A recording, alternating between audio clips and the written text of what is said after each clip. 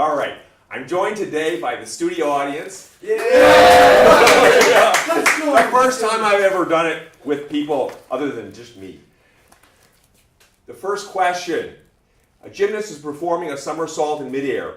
While she is not touching anything, which of the following physical quantities is not changing with time? And we're ignoring air effects.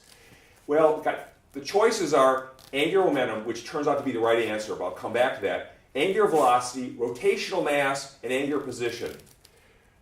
When the gymnast is in the air and doing a somersault, first off, she is changing her rotational mass by changing her shape.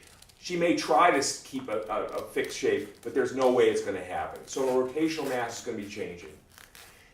And she might, well, her angular position is definitely be changing because as she turns, which way she's oriented is going to change. That leaves angular momentum and angular velocity.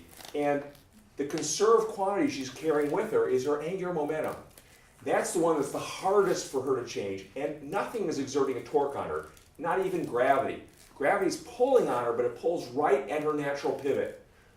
So it doesn't exert any torque on her. So her angular momentum actually is stuck. She's carrying with her what she had when she left the ground. She can't change it. And her angular velocity, you might think that comes along with angular momentum. But no, if she changes her shape, her angular velocity will change to compensate for it, because the product of her rotational mass and her angular velocity is her angular momentum.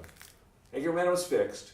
If she shrinks her rotational mass by pulling into a tuck, her angular velocity has to increase to compensate. So she'll turn faster. Anyway, the answer to this question is angular momentum. It's not changing while she's in the air.